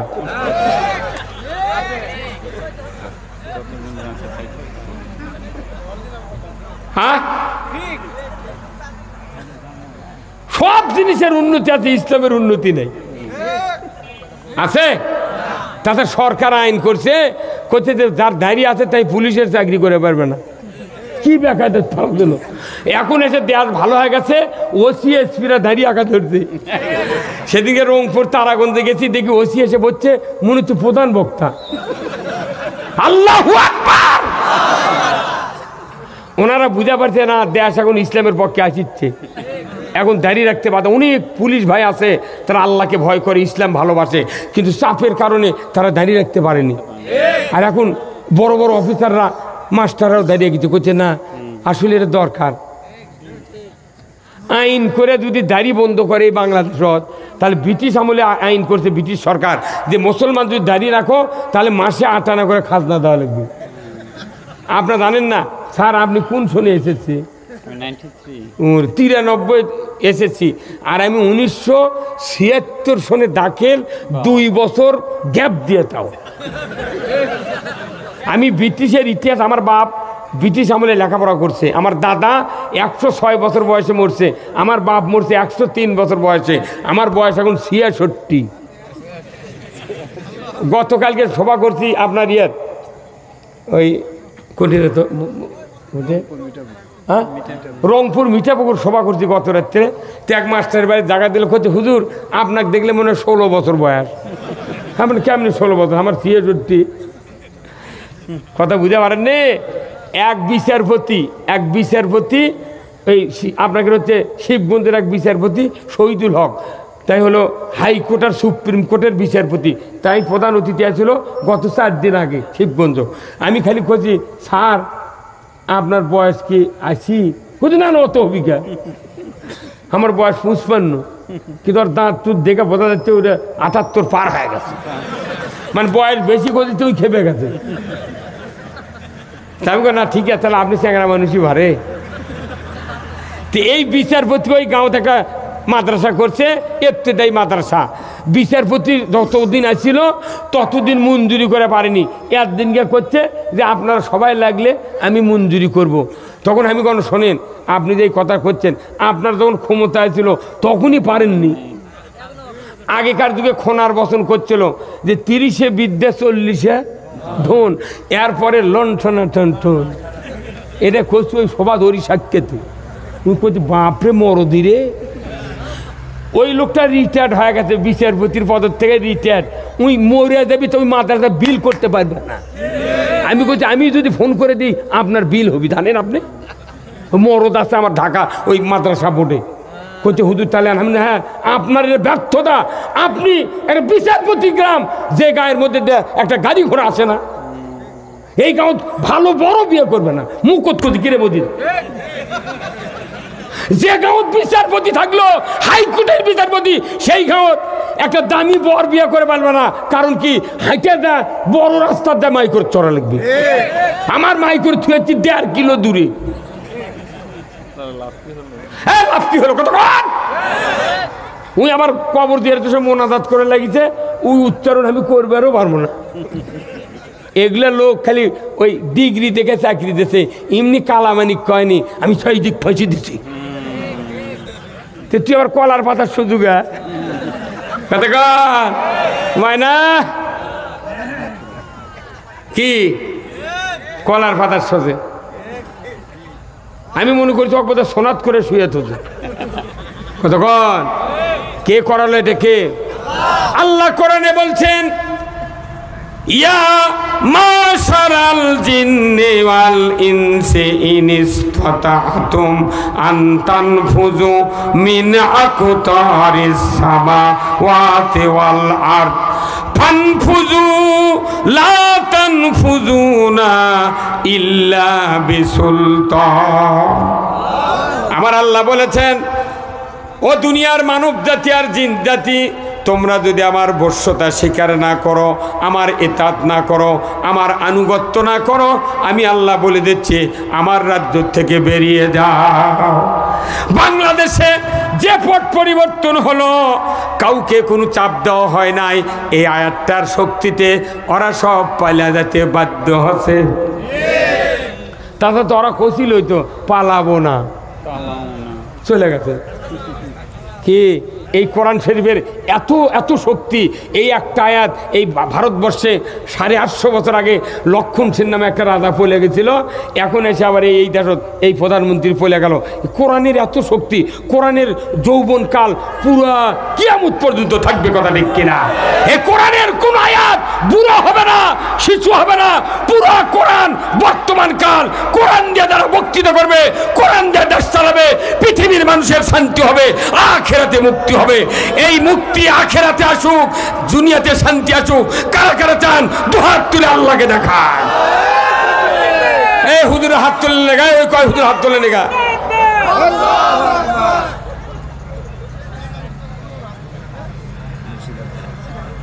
ভাইরা আমার,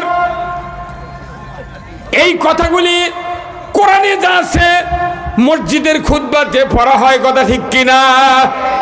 সানি খুতবাতে আলিমেরা ইমামরা আমরা পড়ি প্রতি শুক্রবারে, আগামীকাল পড়বেন। যারা মুক্তাদি আছেন একটু স্ট্রিক্টলি খেয়াল রাখবেন ইমাম কি কথা বলে, আমি সেই কথা আপনাদেরকে বলবো।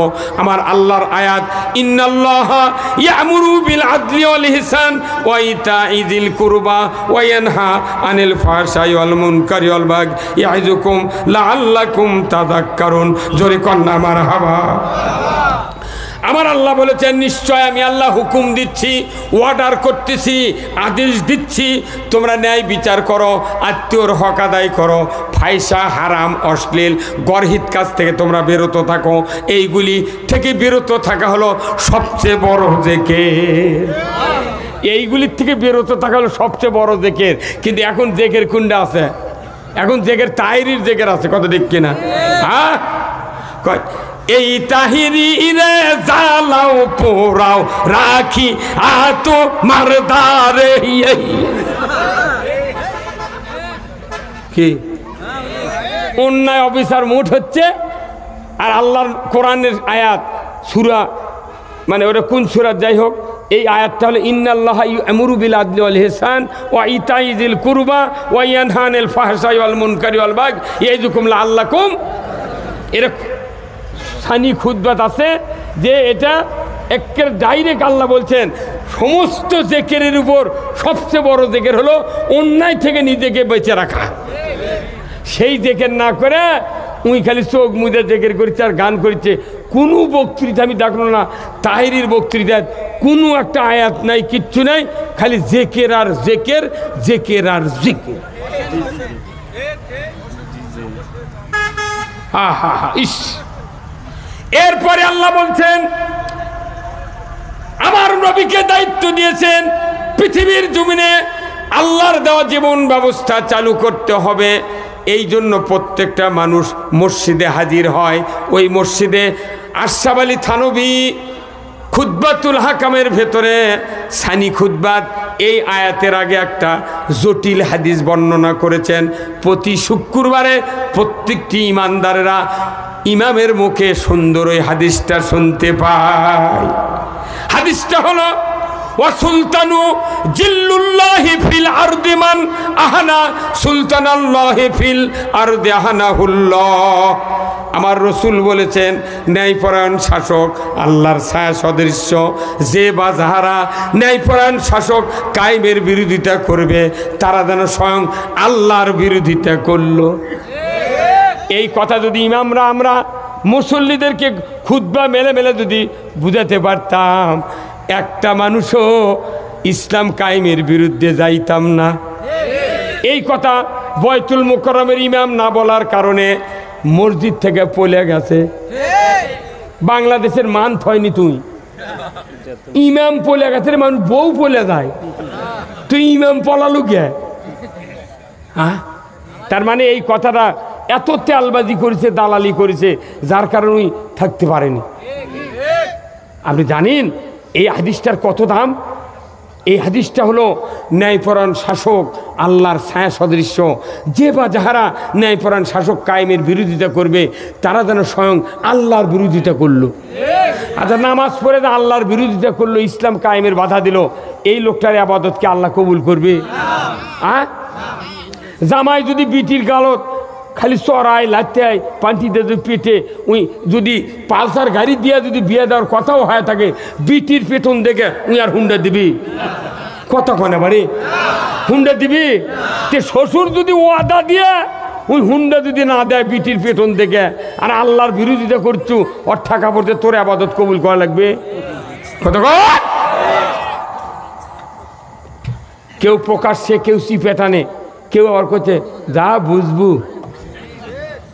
খবরদার, আল্লাহর কোরআন সাক্ষী, কোরআন যা আছে এটা আমাদের জন্য জীবন গাইড বুক, কথা ঠিক কিনা?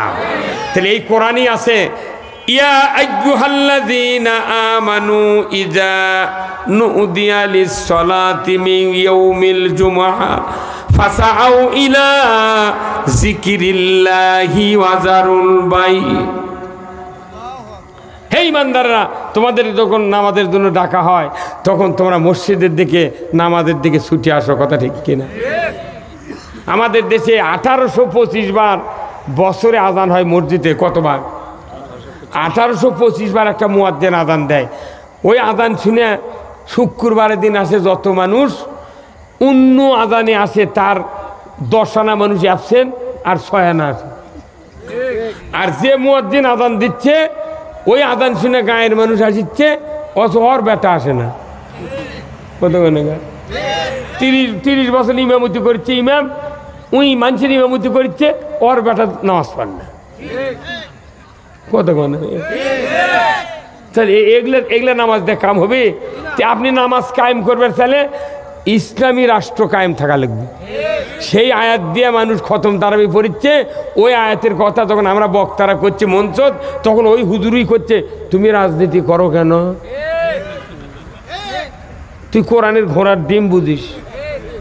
সূরা হজের 41 নম্বর আয়াতে আল্লাহ বলছেন আল্লাযীনা ইম্মাক্কান্নাহুম ফিল আরদ আকামুস সালাতা ওয়া আতাউয যাকাতা ওয়া আমারু বিল মারুফ ওয়া নাহাউ আনিল মুনকার ওয়া লিল্লাহি আকিবাতুল উমুর। জোরে কন্না মারহাবা। আমার আল্লাহ বলেছেন, ও মুসলমান জাতি, তোমাদের ভেতরে যদি কেউ প্রধানমন্ত্রী হও, রাষ্ট্রপতি হও, সরকার হও, প্রেসিডেন্ট হও, ক্ষমতায় যাও, 4টা দফা চালু করবে, নামাজ কায়েম করবে, যাকাত আদায় করবে, আর ন্যায়ের আদেশ করবে, অন্যায়ের বারণ করবে। এটা আল্লাহর পক্ষ থেকে বড় ধরনের একটা হুকুম। জোরে কন্না মারহাবা। সবচেয়ে বড় হুকুম প্রধানমন্ত্রীর উপর, রাষ্ট্রপতির উপর, প্রেসিডেন্টের উপর। নামাজ কায়েম করো, যাকাত চালু করো, তুমি ন্যায়ের আদেশ করো, অন্যায়ের বারণ করো। সরকারকে বলেছে নামাজ কায়েম করার কথা। তাবলীগের বক্তৃতা, জামাতের বক্তৃতা, পীর সাহেবের বক্তৃতা, মৌলবীদের বক্তৃতা, তাফসিরের বক্তৃতায় সমাজে নামাজ যদি কায়েম করা যেত, আল্লাহ সরকারকে দায়িত্ব দিত না। কথা বোঝা লাগবি তো। ওই তবলিগ 3 দিন সময় দিয়ে আসে, আসে দেখবি নামাজ বাদ দিছে। কতক্ষণ না কেন সুদ, আমি যদি তবলিগও করি, জামাতও করি, কিন্তু সুদের কাছে তা লোন নেওয়া লাগিচ্ছে, আমার এলে নামাজ থাকবি ভাই? তাহলে আমার কি কোন জিডাত যাবেন হজ করবেন? হজ করবেন আর এক বেকায়দা। হজ করবেন তা তালবিয়া পাঠ করছে হাজি ক্যাম্পর থেকে একবার মক্কা মদিনা ঘুরে আসা পর্যন্ত। আল্লাহুম্মা লাব্বাইক, আল্লাহ আমি হাজির, লা শারিকা লাকা লাব্বাইক, আপনার কোনো শরিক নাই, ইন্নাল হামদা ওয়ান নিয়ামাতা লাকা ওয়াল মুলক, সমস্ত প্রশংসা আল্লাহ তোমার, সবচেয়ে বড় নিয়ামত আল্লাহ তোমার রাজত্ব। এই তলবিয়া পাঠ করে হজ করে আসে, সুদের অর্থনীতি মানি, কে কোনটি কি করি খোঁজ নাই। আল্লাহর ইজ্জতের কসম, হজ করার উদ্দেশ্য ইসলাম বিজয় করা, নামাজ পড়ার উদ্দেশ্য ইসলাম বিজয় করা, রাজনীতি করার উদ্দেশ্য ইসলাম বিজয় করা, আপনি ক্ষমতা পাবেন ইসলাম বিজয় করা। দুনিয়ার জমিনে যত ইবাদত আছে, রোজা কন, তারাবি কন, ইতিকাফ কন, কুরবানি কন, যেখানে যান প্রত্যেকটা ইবাদতের উদ্দেশ্য হলো ইসলাম বিজয় করা। ইসলাম বিজয় না করলে কোনো কামই হবে না।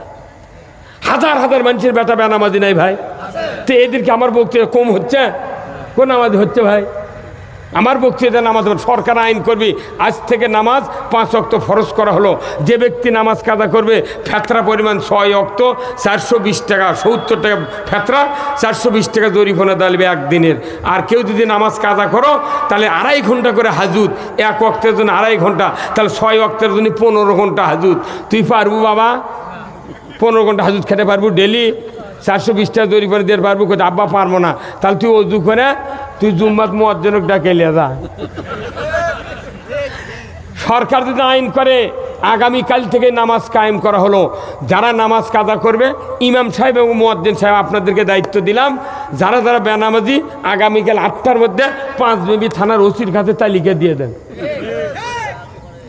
চেয়ারম্যান মেম্বারক দিলে ওরা কোনো তালিকা দিবে না, ওরাই নামাজি লোকের তালিকা দিবি। আর যদি মুয়াজ্জিন ইমামক দেয়, ওরা তো জানে কে কে বেনামাজি। এখানে মুয়াজ্জিনের ইমামক ভার দিলে রাতের 4:30টায় হচ্ছে ফজরে আজান, 3টার থেকে বেনামাজির বাপ মাও বউ চল ডাকবি, আব্বা ওঠেন জুম্মাত যাবেন না, তাতে ধরে নিয়ে যাবেন আব্বা। কতক্ষণ?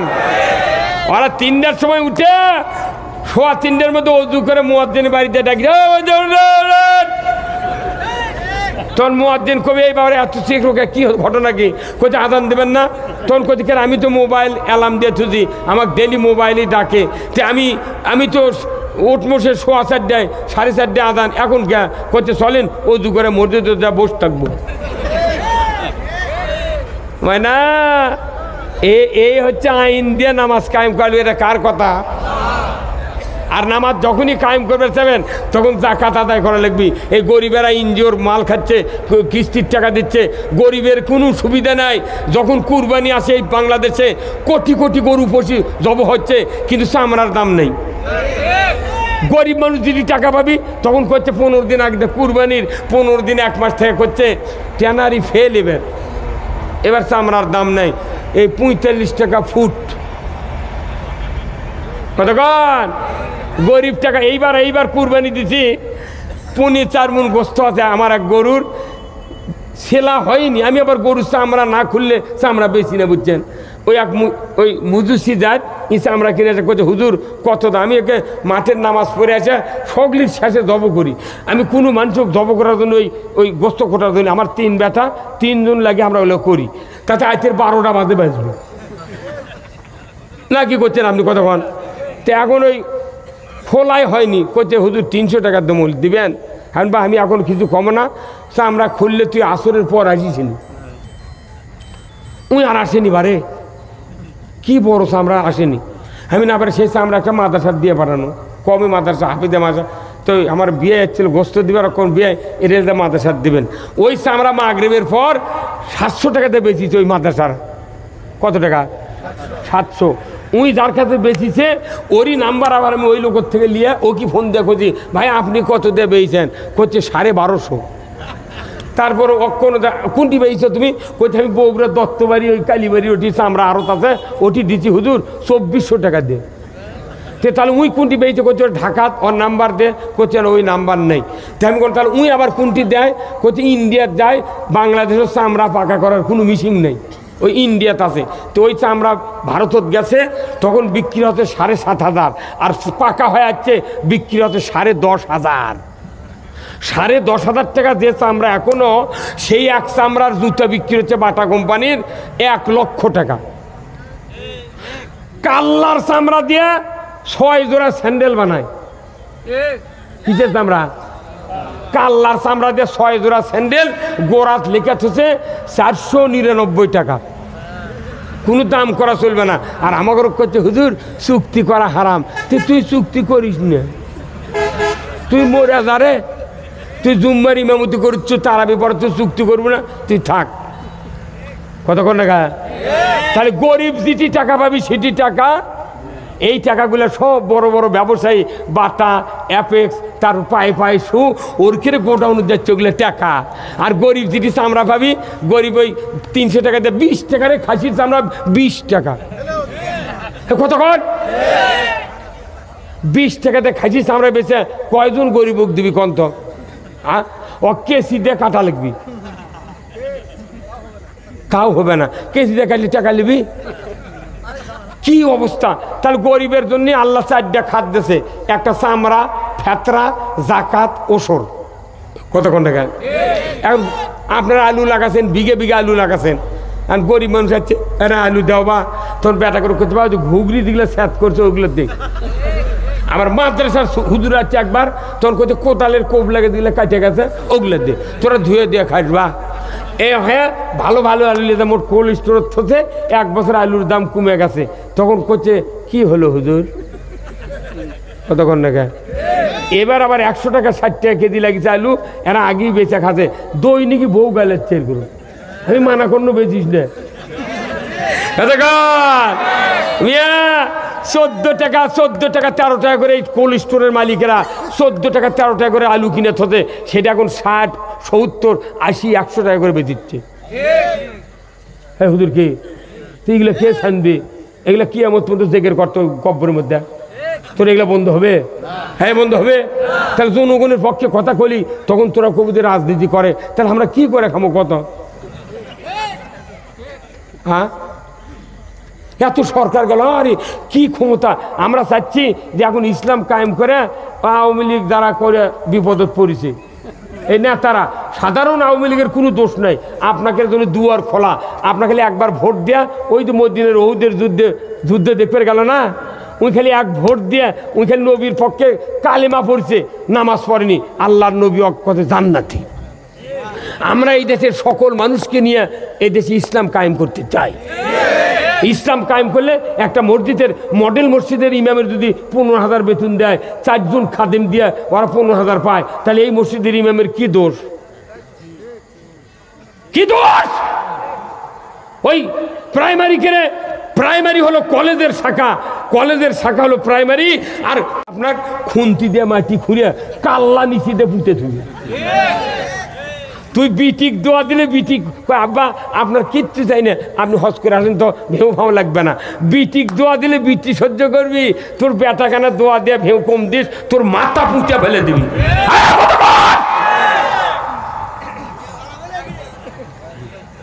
কোথায় মুসলমান? প্রত্যেকটা জায়গায় ইসলাম থাকতে হবে, প্রত্যেক জায়গায় ইসলাম থাকতে হবে। আজকে ইসলাম নাই দেখে আমাদের এই দুরবস্থা। মানুষের এত অভাব, এত কষ্ট, এত খাটাখাটনি, আর একটা করে আলুর নিয়ত, কতগুলো বাগুর হচ্ছে, ছোট ছোট বাগুর, আবার ওই বাগুরগুলো 2 বার করে বাঁধে দিয়ে হাত পাও ধরিচ্ছে বাগুরের, 2 দিক পাও দিয়ে করে মাটি সমান করতে করছে, ভাই তুই লাল বাড়াস না, তুই ভেতরে থাক, বড় হ ভাই, বড় হ, বড় হ, কথা কথা। হ্যাঁ, ওই আমার একটা কাঁই আলুর বক্তৃতা শোনেন না আপনারা? কাঁই আলু বুঝছেন? এই যে আমরা এই যে বক্তৃতা করছি, ভাই ইমান আনেন, আল্লাহর হুকুম মানেন, ইসলাম মানেন, কত হাত পাও ধরিচ্ছি, কিন্তু গাওয়াত লাগিচ্ছে না। কিন্তু ওই একটা লোক আজ থেকে 30 বছর আগে দিলে আলু লাগাচ্ছিলাম আমরা, ওই পাট ডালার ভেতন থুচ্ছিলাম না ভাই, পাট ডালার ছিল ওটি ট্যাঁক বাইরে গেছে, ওই আলু আবার লিয়ে লাগালে পানি শীষ লেগে ওই টেপো হয়, আবার নতুন ট্যাঁক বের হয়ে গাছ বাড়ায়। কিন্তু এখন কি আলু কি বেসন আর শুকায়? এই কোল্ড স্টোরের যে বনি শক্তি থাকে, ওই আলু নিয়ে যখন লাগান, এখন আলুর কি বিজ্ঞানী নামিছে, একটা বড় স্টিক আলু 6-7টা করে চোখ আছে, বটি দিয়ে কেটে কেটে চামড়া কেটেলে লাগাচ্ছে, আর গোস্ত আবার বেচিচ্ছে। কথা কোন এবারে যে বনি কোনদিন চিন্তা করছিলেন আল্লাহ এই সুযোগ দিবি? আলু কাটে কেটে লাগাচ্ছে, তারই গাছ হচ্ছে, আর গাছ বানাচ্ছে আঙ্গুলে লাগান মোটা, কতক্ষণ মোট আঙ্গুলে লাগান মোটা।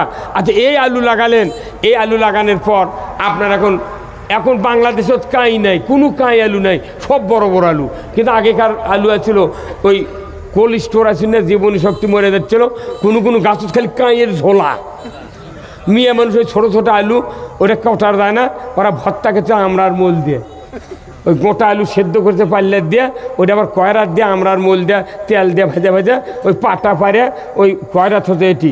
এখন ওই শিল নাই ভাই, ইঙ্গে শিল পেশা, ওই শিল ইঙ্গে করে আপনার মাও ইঙ্গে পানি দিয়ে ধোতে ঢকসার, 2 লোককে পাটার কাছে ইঙ্গে থতে, পাটার উঠতে 1 চামচ লিয়ে দেয়া, তো উনি শিল ইঙ্গে করে লিয়ে আসছে, তো যেগুলো ছিটে গেছে, গোল আলু তো ছিটেই যায়, যাই পাটার তলে পড়ে ওটি পিছিয়ে গেছে, তখন আলু করছে পাটা, কে শিলক করে, শিল ভাই আমাকে এগুলো কি দোলুচ্ছু গে করছে, ভাই আমি কি করবো, তোর মালিকই যা করবার করছে আমি তাই করছি।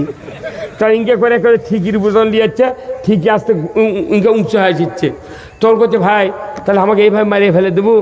তখন করছে শোন, তোর মালিক তো এতই তেল মাখাছে, তো সিঁচার দেশে, পানি দেশে, সার দেশে, 2 বার করে বান্ধা দেশে, রিডুমেল দেশে, ভাই তুই বড় হ, বড় হ, বড় হ, তুই খেপে বড় হসনি, তুই যদি বড় হলো হনি তোকে আলু ছিলে ডুমো ডুমো করে তোর জামাইয়ের পাথর পাক করে তোকে দিল হনি, নাই মজলিসের ছেলা আলু ঘাটি করলো হনি, তুই যেহেতু খেপে বড় হসনি, কাঁই হচ্ছে, সেই জন্য তোকে এটা খাওয়া দিচ্ছি। এই কথা কর না, খা আমাকে দেখা যায় যে 16 বছর হলে আমার কোনো কাঁই ইমানদার হয় আসো না, এখন আর কাঁই হওয়া যাবে না, এখন হলেন্ডার হওয়া লাগবে। কি হওয়া লাগবে? আর কেউ যাতে পিষতে না পারে।